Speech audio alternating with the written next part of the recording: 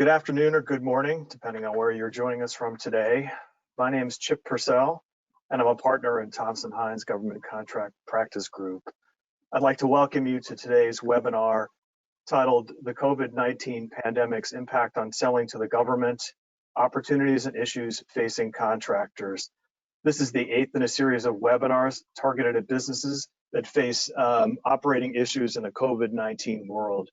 And before we begin today, I have a few housekeeping issues that I'd like to go over.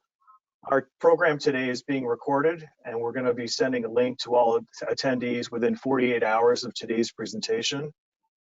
If you have any questions during the webinar, please feel free to use the question box that's located in the control panel on the right side of your screen to submit questions.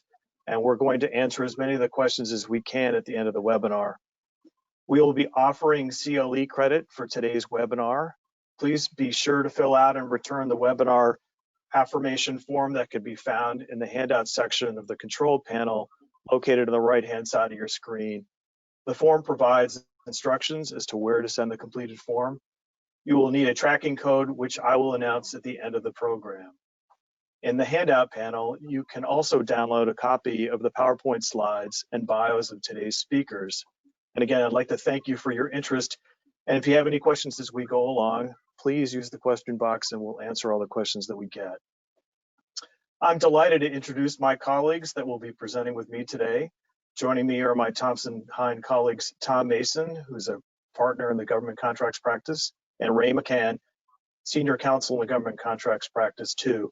Both Tom and Ray have decades of experience counseling government contractors and the issues that we're talking about today, and are valuable resources when it comes to tackling these issues. And Tom,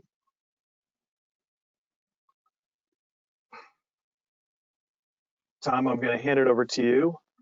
Tom is going to speak about impacts on existing contracts and subcontracts. Tom, if you want to take it away. Yes. Good afternoon, everybody, and it's very good to be with you. We're going to talk quickly today, but we're really going to talk about the impacts on existing contracts and subcontracts, what the changes will look like, and also we're going to talk about the government direction, and finally we'll talk about the impacts on new opportunities, new contracts. And so I want to start from the beginning. We're all set. As a government contractor, we've got a contract for performing services for the government, and all at once we get changes. It's brought about by COVID-19. It changes the way that we're going to perform, and we have to deal with the direction that we get from the government. How does the direction change the terms and conditions? Maybe it changes the cost of our performance, our delivery schedule. How are we going to manage the changes? How are we going to protect our assets? What tools are we going to consider to better manage this new COVID-19? And so the government is, I'll just start with this. Here's the point. The government's one of the best customers that we can do business with in the world. They're well-heeled. They have a lot of requirements, and they generally like high quality, demand high quality, and we want to do work for them, and we're going to consider the ways that this work can be hindered or interrupted, and what we have to do to make sure that we minimize the changes to the contracts that we have. Next slide, please.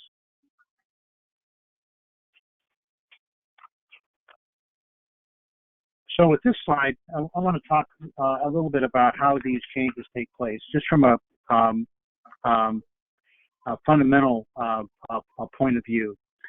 Generally, we must not forget to focus on the fundamentals that we have as a government contractor. We're going to take direction from the government. We're going to look at the impact that direction has on our contract clauses, our performance. We're going to take a look at how that impact is going to be on our costs, and we're going to take a look at how we're going to deal with our supply chain and our assets that we're using to perform the contract. And we want to make sure that we have tools in place to help us with management.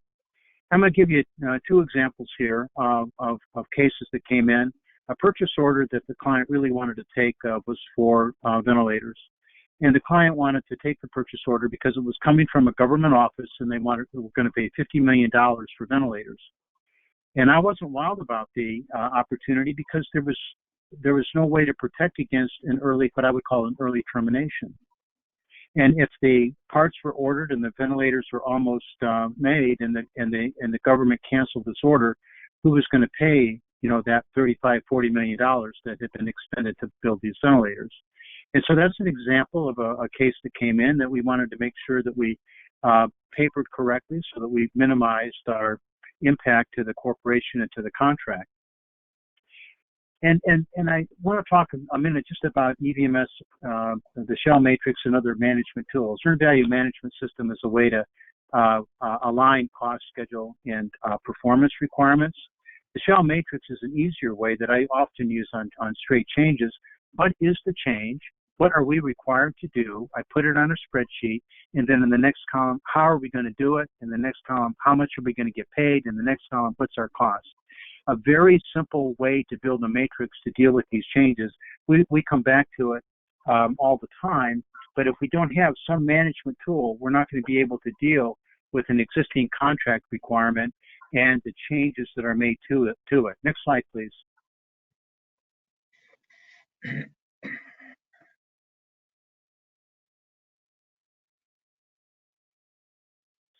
I want to speak to a little bit about the nuts and bolts here.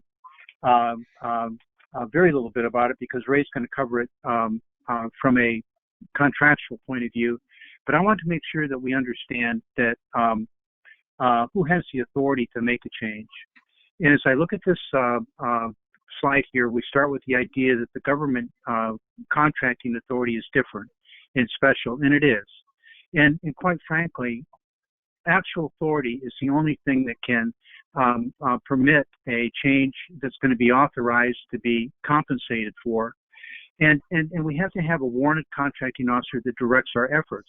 It can't be a good idea from somebody that's in Congress. It can't be a good idea from somebody that lacks authority. It has to be somebody that has the real authority and that's specified in your contract to make the change. Apparent authority is not sufficient. And so we've had several cases where a contract performance has been changed, but the ordering official was not authorized to order the change. And here we're dealing with after enacted regulations and statutes, meaning that after the contract was signed, regulations were implemented or statute passed that changed our performance. Chip's going to get into this in a minute. And so the first thing we want to make sure is that we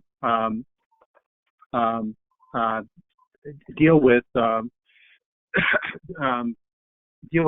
individuals in the government that have been given the authority, that have a warrant to order the change, so that we can't be hit with the fact that we've spent money and entered into performance where we didn't have the right authority. We had not engaged in a lawfully recognizable contract. We also want to use the supply chain to help us manage our risk. So if we've got a regulatory requirement, so if we're required to provide masks, for instance, and they need to be FDA-approved masks, maybe we don't make FDA-approved masks, but we can engage a subcontractor who does use those masks, who does manufacture those masks, and we can use those masks to satisfy a regulatory requirement that's been given to us at a higher supply chain level or at the prime level. Next slide, please.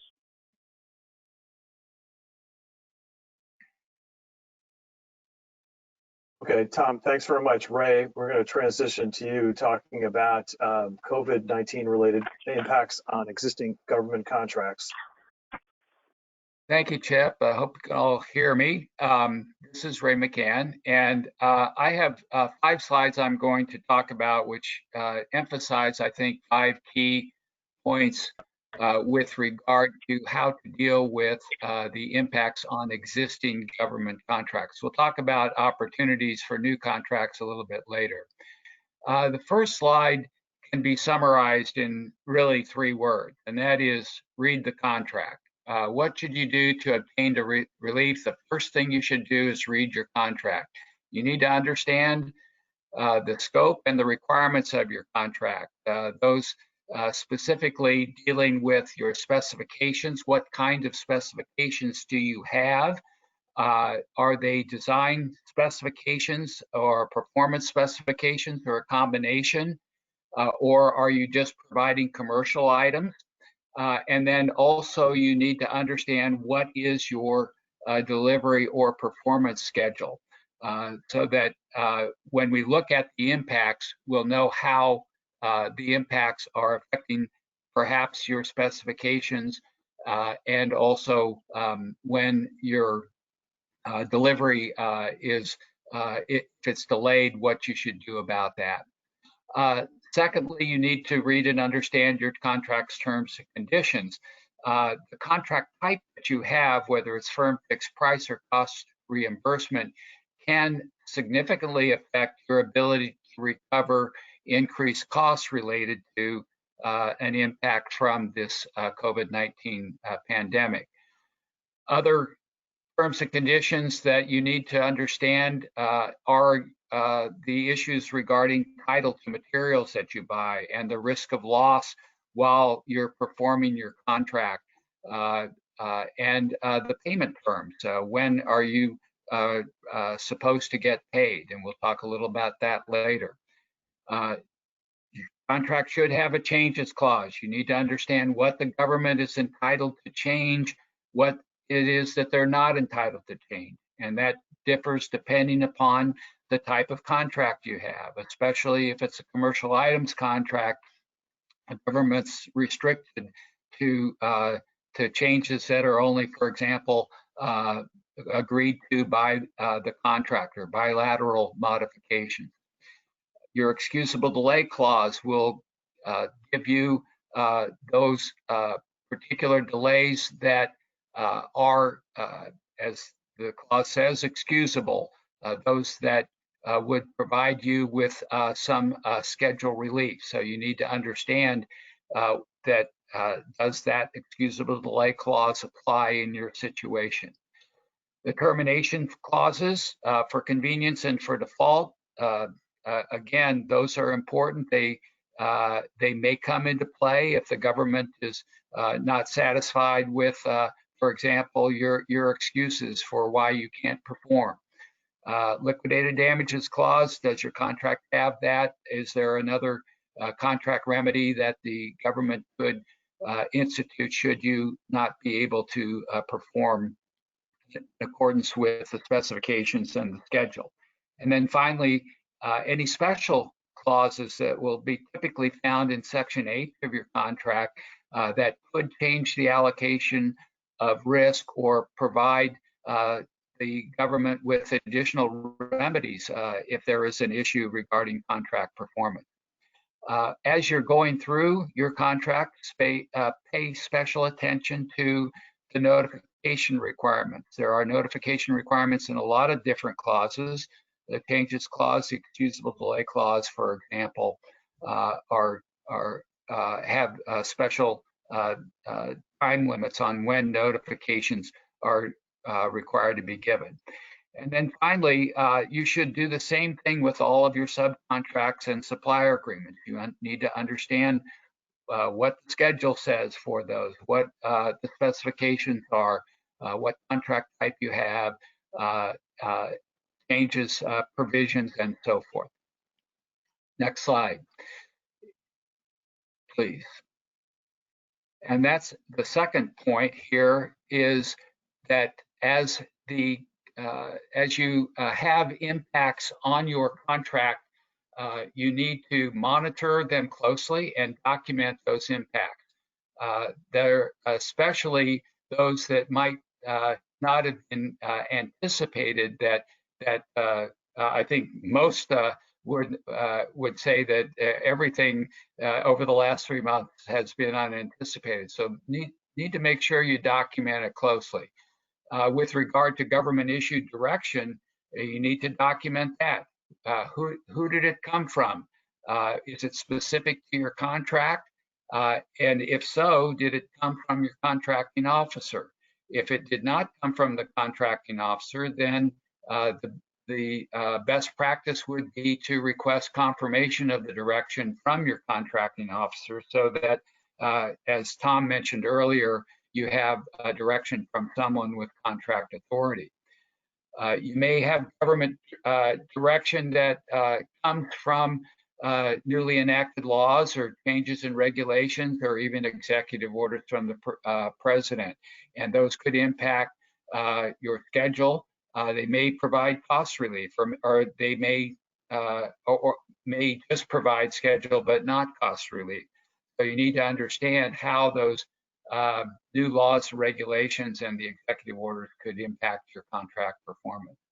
And then coming back full circle again, with regard to your subcontracts and suppliers, you need to monitor and document any performance issues that they run into as well, so that we can, use those later on, perhaps to get additional relief at the prime contractor level, or just dealing with how do you change your subcontractor, your supplier agreements.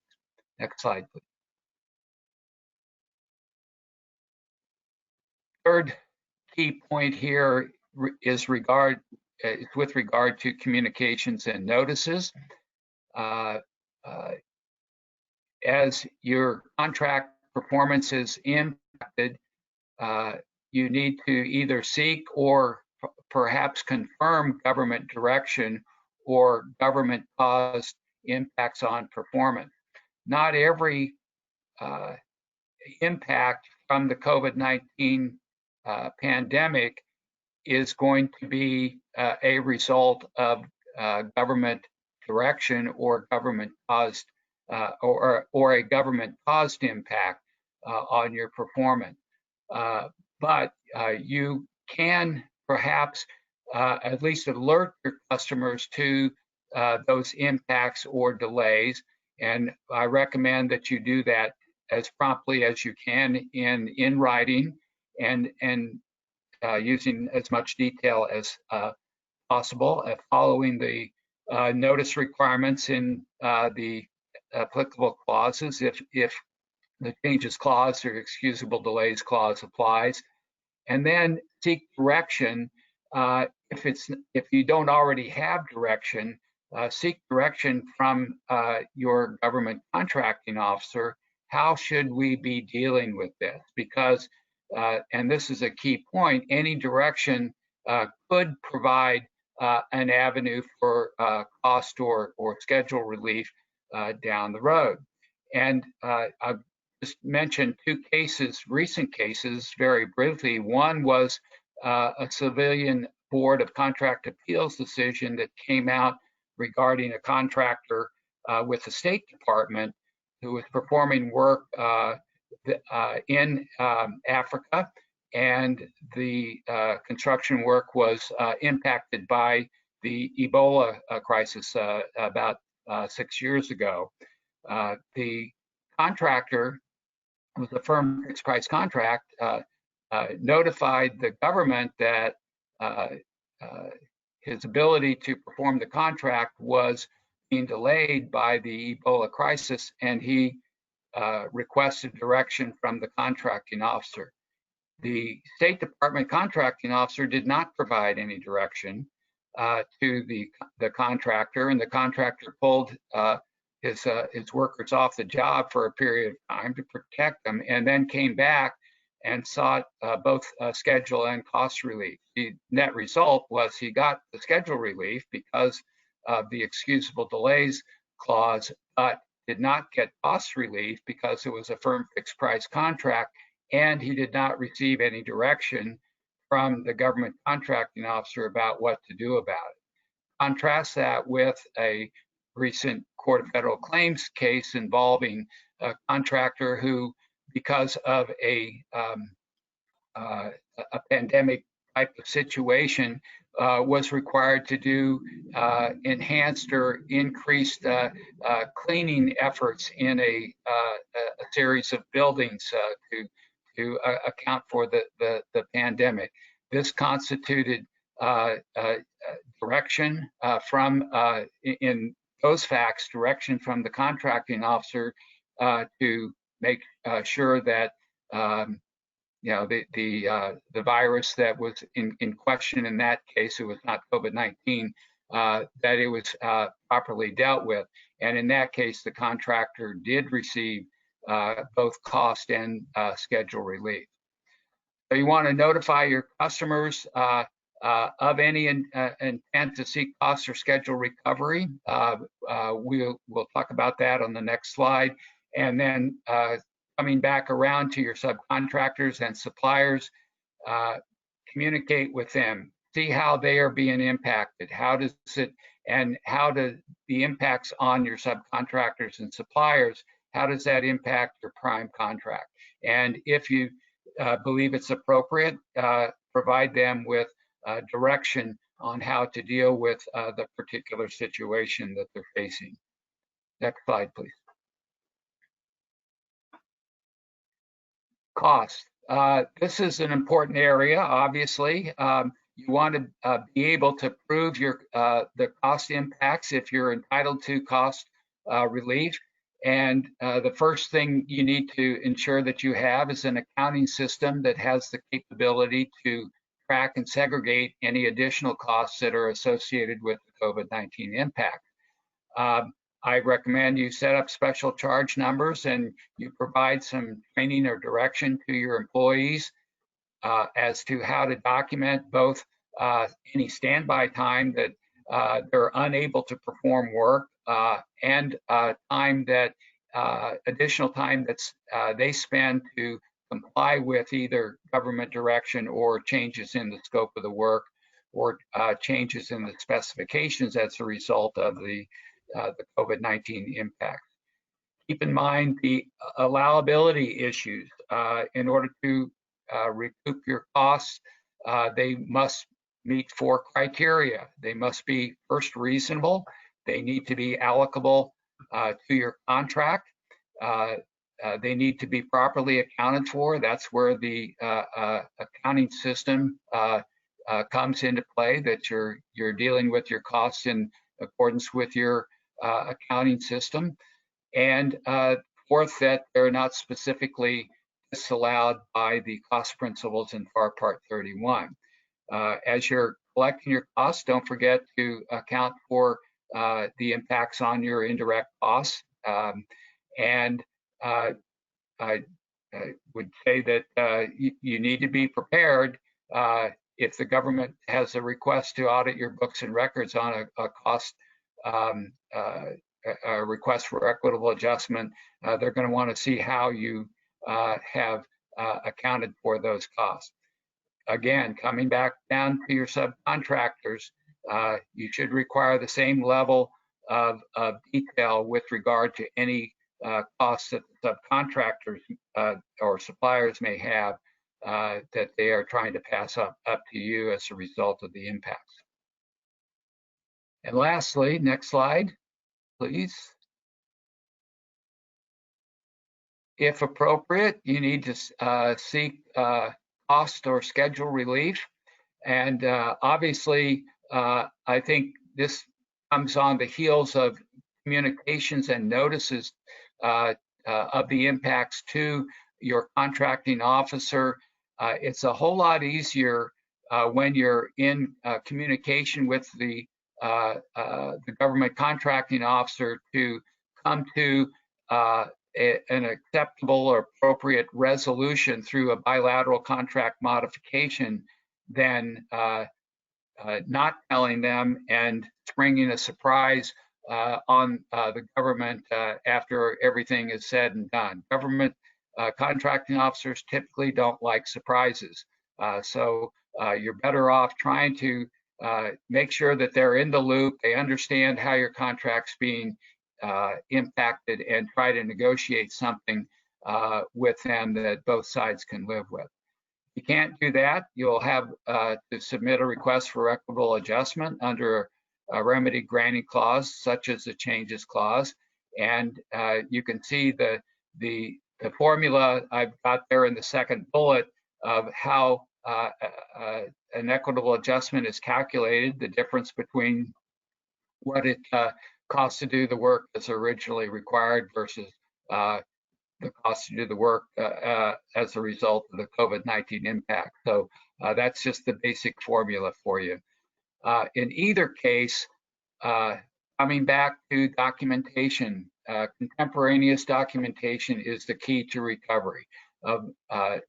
documentation of any government direction or any other basis for recovery, documentation on schedule, the effects on productivity or other performance issues, documentation of your additional costs, including the causal connection between the impact and the additional costs, and any steps that you have taken to mitigate any of the impact to try to capture some schedule back or to reduce the cost. The government is going to look at that potentially as as they calculate how much schedule or cost relief they're going to give you.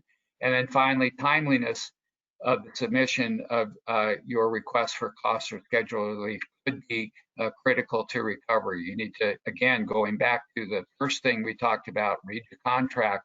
If you're not timely in your submission of notice or communications or request for equitable adjustment, the government may argue that you're not entitled to any relief at all. And with that, I'm going to turn it back over to Chip. Thanks, Ray. So I'm going to speak for a few minutes about guidance that's been published by the federal government related to the COVID-19 impact and the impact or direction to contractors.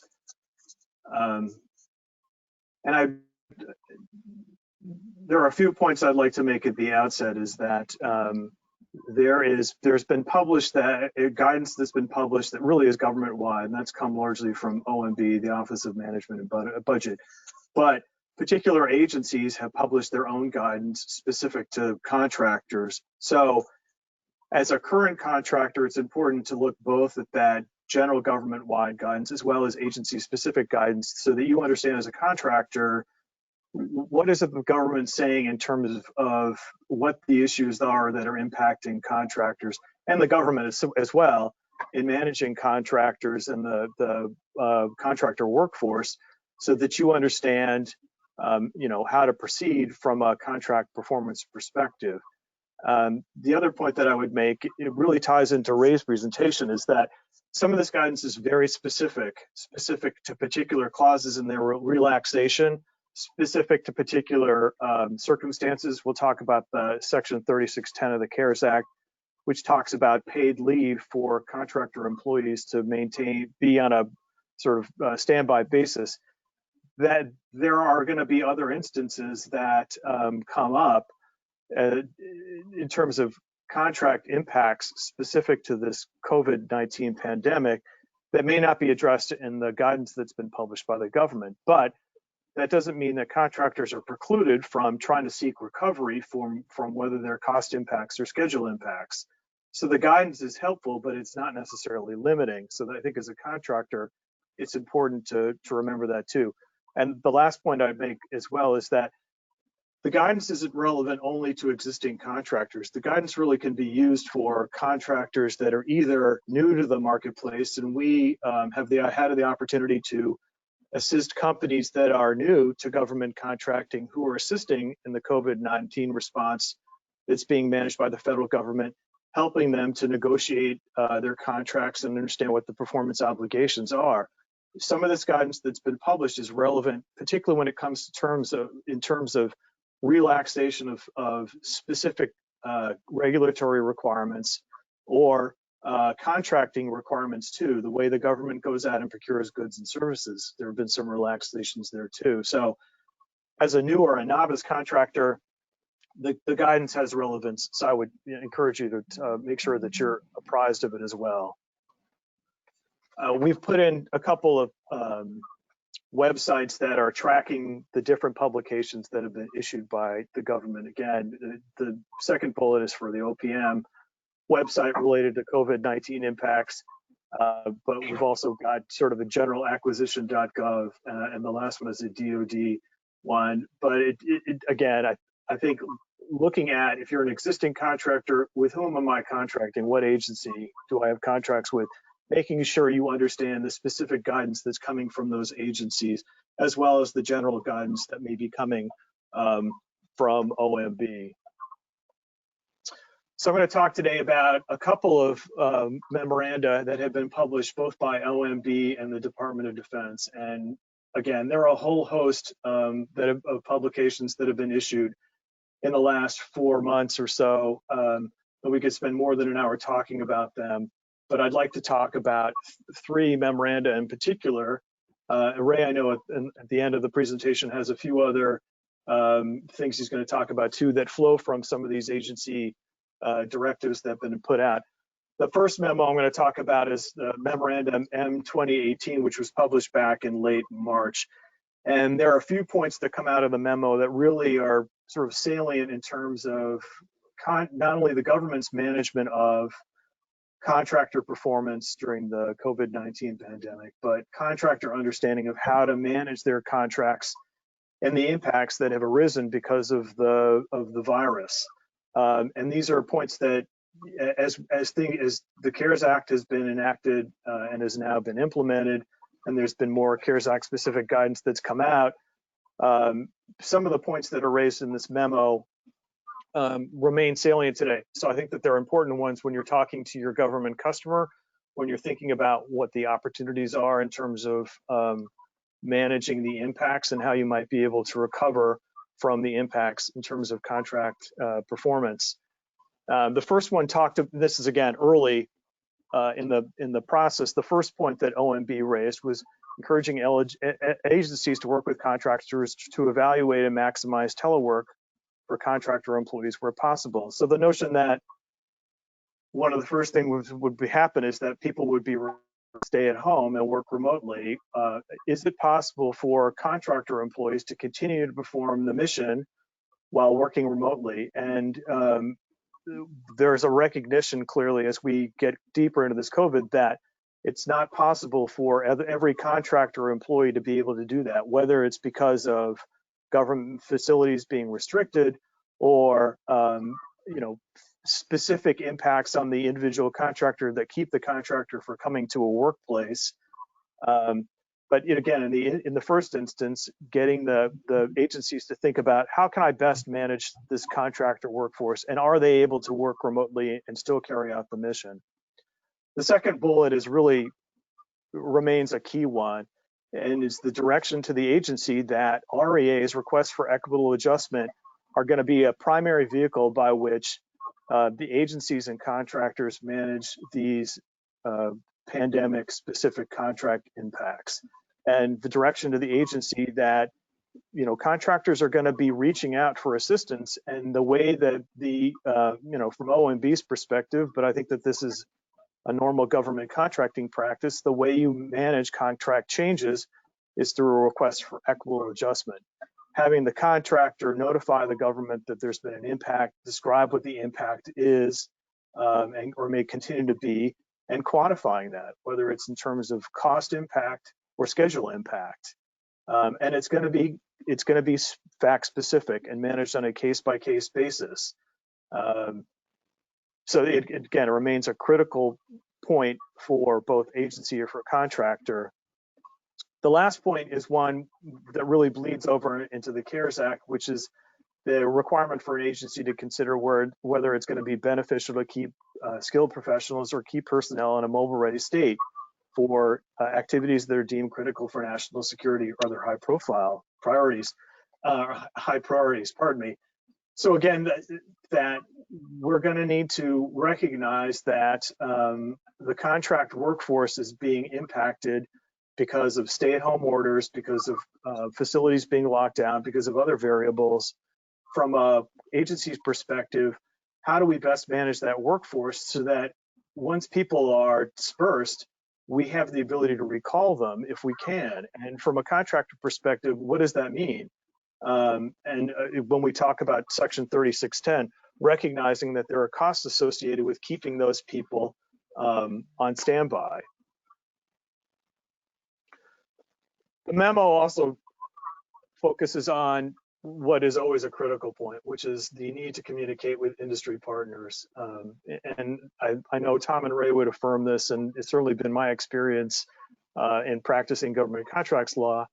The key to managing any issue is communication. So from an agency perspective, being clear in its communication to the contractors about what the regulatory or policy changes have been related to this pandemic. But from a contractor perspective, making sure you're clearly communicating with your customer about what the impacts are on a real-time basis so that the government has notice of them. And as you as a contractor begin to seek recovery for those cost or schedule impacts, the government knows what the issue is and can help you manage it and come to a resolution as you work through it. And the last one is really, it's a point again, is this is guidance that's relevant not only to existing contractors, but prospective or new contractors. Some of the policy changes that have come with the pandemic include those that really involve a relaxation of normal procurement requirements. So the micro purchase and simplified acquisition thresholds really speak to the manner in which the government goes out and procures goods or services and on a more relaxed basis than it normally does. And through the policy guidance changes, the government increased the micro purchase threshold to $20,000 for domestic orders and $30,000 for orders outside the United States. With respect to the simplified acquisition threshold, the ceiling was increased from $250,000 to $750,000 within the U.S. and $1.5 million for orders from outside the U.S. And then commercial items, which are have been a big part of the government's response to the pandemic. The OMB policy raised the threshold for the use of simplified acquisition procedures for the purchase of commercial items to $13 million, so a fairly substantial number. Again, recognizing the need for the government to go out and procure commercial items to support the government's pandemic response on a more expedited basis. The second memo I'm going to talk about is the OMB Memorandum M2022, which is from mid-April and implemented the requirements of the CARE Act.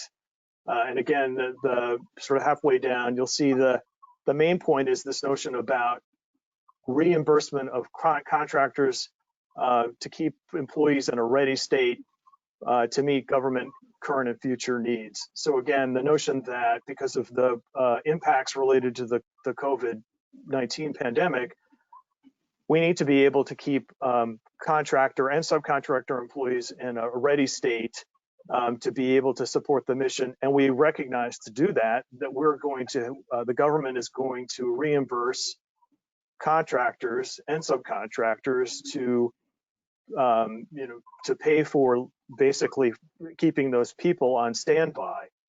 And the OMB really places a parameter around the period of time in which they consider reimbursement, contractors to be eligible for reimbursement. And it's from March 27th to September 30th of this year, with a recognition and some of the policy guidance that may go on, but at least as it stands now, that's sort of the window of time in which we're looking at for reimbursement for contractors and subcontractors, employees to be in a ready state.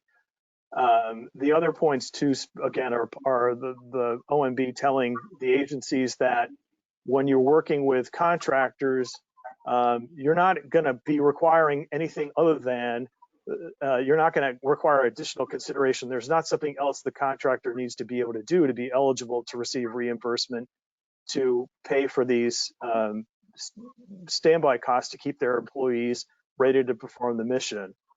And the last point I'll make is at the bottom of the page is that OMB's guidance also spoke to what's considered to be a recoverable cost. And it's recovery at contractor billing rates, which would include both the normal labor rate and associated overhead, but would not permit recovery of profit or fee on those costs. Another point that was made in the OMB memorandum was the impact on small business. So clearly the small business makes up a large percentage of government contract workforce. And there's a recognition on the part of OMB that small business contractors are going to be impacted as a result of this. And there are tools out there, apart from what we see in the CARES Act, that are there to assist contractors, and agencies need to utilize those to ensure small business contractors are being able to manage these COVID-related impacts. So that most agencies have an Office of Small and Disadvantaged Business Utilization that are there to assist small business contractors in dealing with these sorts of issues, ensuring that those resources are there to assist small business contractors, and also other mechanisms that are baked into the regulations that are available to assist small businesses, specifically accelerated payments, making sure that the government minimizes the turnaround time when invoices are submitted, to making sure those payments are dispersed to small business subcontractors. The last point raised in the memo is one that goes to good stewardship, making sure from the agencies, from OMB's perspective, that contracting officials in each of these agencies are managing government resources appropriately. So with respect to maintaining mission focus and evaluating the use of 3610 in a broader context, recognizing that 3610 is one of many of the tools that are provided for agencies and contractors to respond to these COVID-19 impacts. Paycheck Protection Act program being another. So when the agency is looking at the appropriateness of reimbursing a contractor through Section 3610, they're also looking at it in the context of what are the other resources available to contractors to recover the costs or schedule impacts that they've got, based on their particular circumstances, ensuring that those other tools are being utilized as well when looking at a request for recovery by a contractor. And then the other point I would make that's raised on this, and Ray made it too, is work with contractor to obtain supporting documentation. From a contractor's perspective, again, as you're experiencing these impacts, it's critical that you are recording them real time, whether it's creating a cost objective to which you are, allocating particular costs that you're incurring because of the COVID-19 impact. Making sure you've got that documentation, because as is stressed in this guidance, and I know as we'll see in the months and years to come, there's going to be a lot of government scrutiny about the supportability of costs that are claimed by contractors as a result of the COVID-19 pandemic. Ensuring that from a contractor perspective, you in real time are recording those costs in a way that you could go back and be able to demonstrate to a contracting officer or some government official to ensure that what you've claimed in terms of cost impact is supportable. I'm also going to talk about the DoD guidance too, which repeats some of what, with respect to Section 3610 of the CARES Act, which repeats a little bit what of OMB talked about too. And I'll hit a couple of points to go through this, because I want to move it along. We've got some more slides to get to. So as part of this memo, or in conjunction with this memo, I should say, which was published in early April, the Department of Defense also published a new DeForest Clause, Defense Federal Acquisition Supplement Clause, that sets forth the terms under which the Department of Defense entities are to handle cost impacts to contractors related to COVID-19.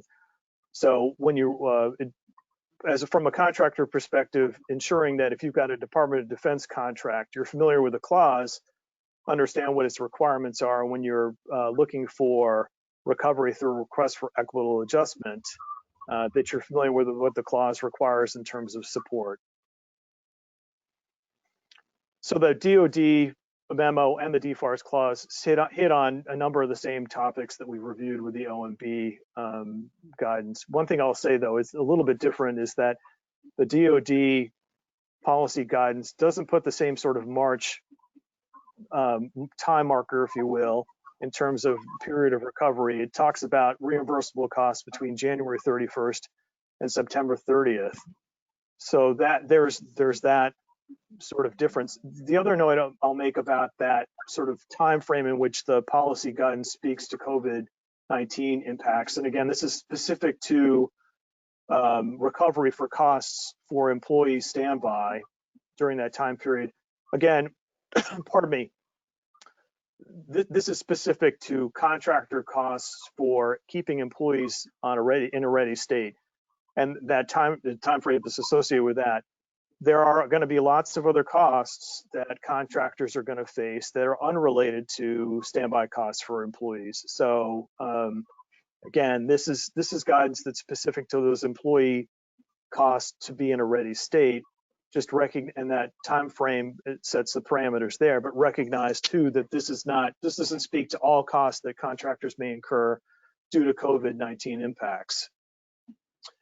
And the last point, and this is also referred to in the regulation, is that the intention of the Department of Defense is that contractors can be eligible for recovery under Section 3610, regardless of the contract type they have. There is specific guidance that's published by DoD as part of this policy and regulatory direction that talks about how the agency is supposed to manage cost recovery depending on the type of contract. So depending on the type of contract you have, you should look to that policy guidance to understand how the government's going to manage it.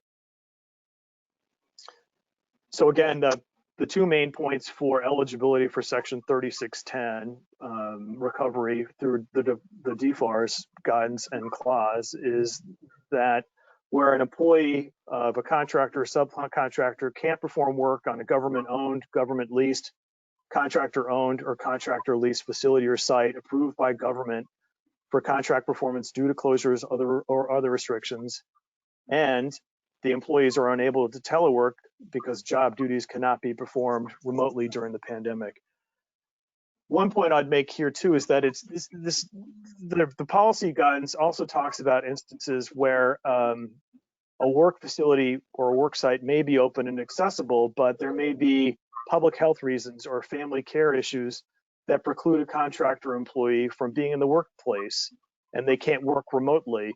And the guidance embraces circumstances like that. So if an individual has some family care issue and they're not able to come and report to a work site to carry out some sort of job requirement, that employee's time, the contractor would still be eligible to be able to recover for that employee's time.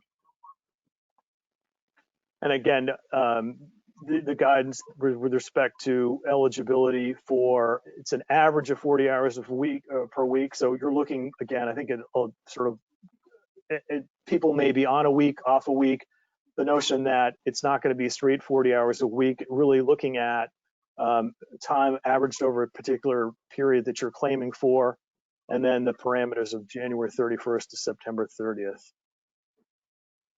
And again, within the policy guidance, there is specific description about how the agency is supposed to manage the recovery for each of these types of contracts. Again, if you've got depending on the kind of contract you have, you should be familiar with the guidance that the Department of Defense has put out with respect to how the agency is supposed to manage each of these contracts. And there is also, the one thing I'll add too is that the DoD guidance also speaks to the particular kinds of documentation the contractors are supposed to have. So making sure when you're talking to the government that you've got information about the time period in which the conditions were occurring that are causing the cost or schedule impacts, the extent of the conditions, why you think the CARES Act may apply to your recovery, and again, impacts in terms of costs and impacts in terms of schedule. So I'd like to shift to contracting opportunities that are flowing from the COVID-19 pandemic. And Tom's going to speak initially. He's got a few slides he's going to speak to in terms of contracting opportunities. Tom?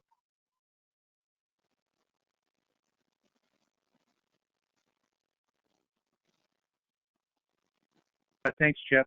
As we started off, we talked about some basic concerns, and that is contractors have to be responsible, both technically able to do the job and also financially. And to jump into a COVID-19 opportunity, I think it takes a little bit of analysis to ensure that we can be and remain responsible. Even if we've got a change order to a change that's been ordered on an old contract, we're starting a new contract with that change. And I want to talk about not only that, but I want to talk about the opportunities that have been created to provide pharmaceuticals, to provide physical enhancements to structures, to deal with all kinds of issues that have popped up as a result of the pandemic.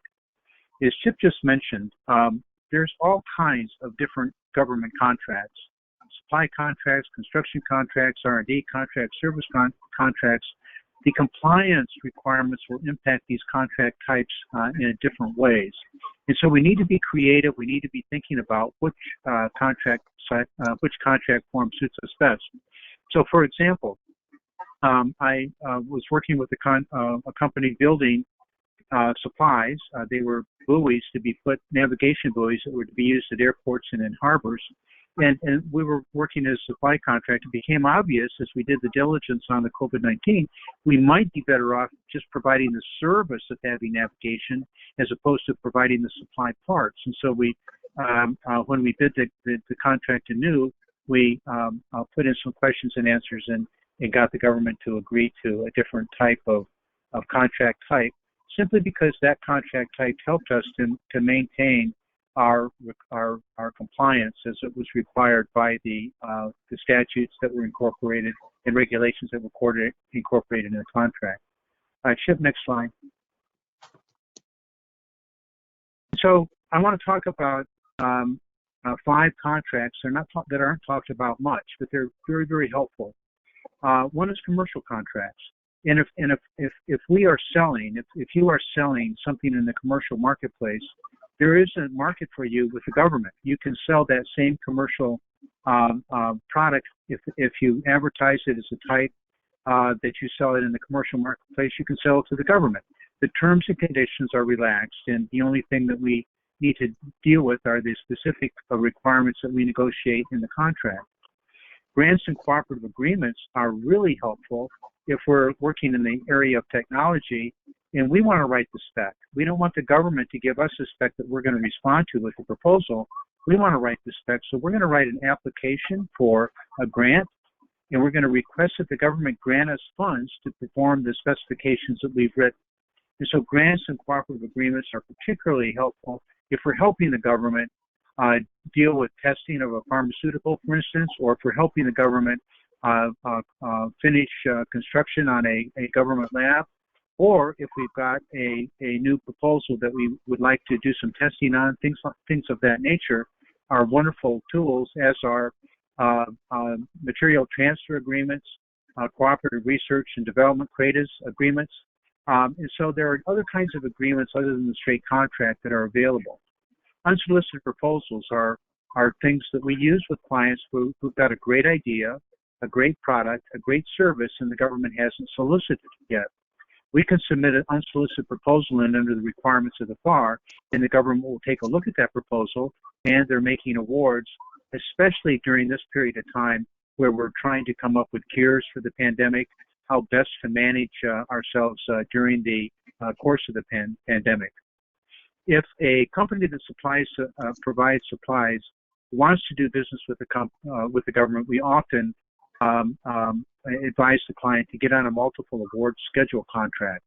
And the GSA is the agency that supplies goods and services to the rest of the government, and they offer schedule contracts, and we can get pre-authorized. We can be given a contract where we're pre-authorized to sell. So the only thing that we're doing under our GSA schedule contract is, since we've already negotiated a contract, we're going to be providing supplies as they're ordered by other agencies. It's a very easy way to manage. It's a very easy way to sell commercial items, and it opens up a wide variety of sales opportunities with the federal, state, and local contracting officials. And finally, there's something called other transaction authority. OTAs is not the correct word for it, but that's what you'll hear. If you're a company that's inventing something, or you've got IP that you think might apply, or a cure for cancer, or something to help to cure the COVID-19, there is funding that's made available to help contractors perfect their invention. And so I think that it's something that's out there, and if you've got something that might work, it's always a good idea to explore the opportunity of selling it using this authority. This other transactional dollars have not been appropriated and authorized by Congress. They've been authorized as a lump sum for the government in its discretion to give to a company that's got a development that needs to be further developed for use. Let's look at the next slide, please. So I want to just kind of come back around to where we started. Regulatory compliance and the statutes that Chip read become part of the contract. They have to be performed just like laying bricks or building a wall in a construction contract. And it's also often important to understand that regulatory requirements may require more assets and resources than a company might have at its level. And so regulatory compliance is also passed down to someone in the supply chain, to a corporation in the supply chain. That's quite often the case. And if you've got an N-qualified FDA-approved mask and you want to supply it, and you're lower, you may be lower in the supply chain, you may be selling to other companies who will in turn sell to the government. And so regulatory compliance can be a way that you would market your goods and services to the government. And it's often the case that we're seeing alliances formed between different companies that are going to work together. And regulatory compliance is going to change. And it often will be for a short period of time. We need to think about what's going to happen after the regulatory compliance expires. Impacts are to cost, schedule, and performance. And I'll say this, I read the cases, and it's not whether or not force majeure applies. That's never the issue. The issue is, did the contractor prove and document the impact of force majeure? Is there quantification that a court can use to make an award? And so, as Ray and Chip have mentioned several times, that record-keeping function is very, very important. Next slide, please.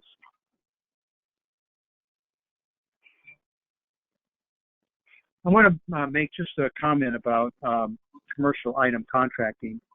And the reason that I want to make this comment near the end is because I'm hopeful that everybody will remember that if you use a commercial item form and you use a commercial item form for a subcontract, there are going to be fewer clauses, fewer regulatory provisions that are going to need to be complied with.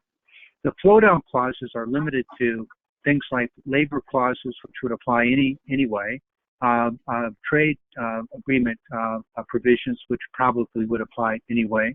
And so the number of clauses that have to be managed are much fewer. And so a commercial item clause that I cited here covers commercial item transfers not only at the corporate parent level between divisions and subsidiaries, but at all lower levels in the contract chain. And so the commercial item subcontract in that clause is something that everyone should take a look at because it does allow you to better manage and better record keep the performance as it goes along. At all tiers, we go back to the basics. The Code of Business Ethics is incorporated in every government contract, and there are certain requirements of standards of conduct and ethical behavior that is required in addition to being responsible to meet the terms of the contract and being able to perform the contract and be financially responsible. I think there's one more slide here, Chip. Business judgment. I wanted just to make offer a word here as we close out. I've seen most of the cases we've dealt with have been brought to us because of business judgment. Somebody jumped on an idea, we're going to sell a lot of mats, and all at once they found out they had to be FDA approved, and we had to deal with that issue. So make sure that the business judgment is applied at the bidding stage on a new procurement, and make sure that responsibility is correctly analyzed, and as we would say, use appropriate business judgment. I'll turn it back to you at this point, Chip, or to Ray. Ray, you want to speak to this slide? Yeah, this is Ray. So I'm going to make this very quick. The takeaway from this slide is that the government, various parts of the government, as Chip has already mentioned, has made directives or class deviations or waivers of requirements in order to deal with their part of the government response to the COVID-19 pandemic. And these are just 5 examples on this slide of how the government has tried to relax requirements in order to obtain supplies and materials, or to encourage companies to contract with them, such as waiving the equal opportunity and affirmative action clauses, increasing the micro purchase and simplified acquisition thresholds, increasing the progress payment rates for large businesses to 90% and small businesses to 95%, and waiving country of origin requirements by the GSA. I think the takeaway here is that, again, the government has made certain directives, have made class waivers and so forth in order to help their response. The important thing for contractors to understand is that all of them are different in terms of what the impact is. They have different periods of time. For example, the waiver of the EEO clauses and so forth was only to June 17th, whereas the waiver for country of origin requirements goes to July 1st. Keep in mind that as the government made these, various agencies made these directives, they can also change them. They can increase the scope. They can increase the time period, just in order as they need to in order to respond to the pandemic. Have any questions about, is this still applicable, this provision, or how does this provision apply to my business? You can contact one of us, and we can see if the provision has been extended, expanded, or has expired. That's all. Thanks, Ray. So the last slide to close out the presentation today just talks about the increased government investigations and enforcements that likely to arise from the government's expenditure of money to support impacts of the care from the COVID-19 pandemic. And the only really point to make here is one we make to clients all the time, which is that it's important to understand what the obligations of your contract are when you enter into a contractual relationship to the government, making sure that you're making accurate representations and certifications as part of any sort of contractual relationship you engage in with the government, and that you comply with those obligations during performance, and you maintain records that are going to support that performance over time. And again, this is getting some scrutiny or some focus, I should say, in the press, that the expectation is coming out of this pandemic, the government's response is that the government's going to spend more time looking into how money was expended, particularly given the manner in which it was expended so quickly. So that's the end of our presentation. I apologize that we don't have time to get into questions. I want to be respectful. We want to be respectful of everyone's time. If there are specific questions that folks have from today's webinar, please feel free either to, if it's a COVID-19 related question, please feel free to reach out to one of us or Thompson Hine lawyer with whom you work, and we can direct the question the right way. If there's a question related to the issues that we talked about in today's webinar, please feel free to contact Tom or Ray or myself. We'd be happy to answer your questions. If you're seeking CLE credit for today's program, the tracking code is TH0623. Again, the tracking code is TH0623. I did see, and actually in the question, I'll mention this briefly, I know that there's some folks who are having some problems downloading the handouts. I'll check on our end to make sure that it's working correctly. If you continue to have problems, please let one of us know. We get you the handouts. We'll just email them to you. I think that should work. And if you're not currently receiving updates or invitations, we'd invite you to go to our Thompson Hine website. and register to receive our mailings under the Publications tab. And I'd like to thank you on behalf of Tom and Ray and myself for your interest in attending today's webinar, and hope you enjoy the rest of your day, and please stay well. Thank you.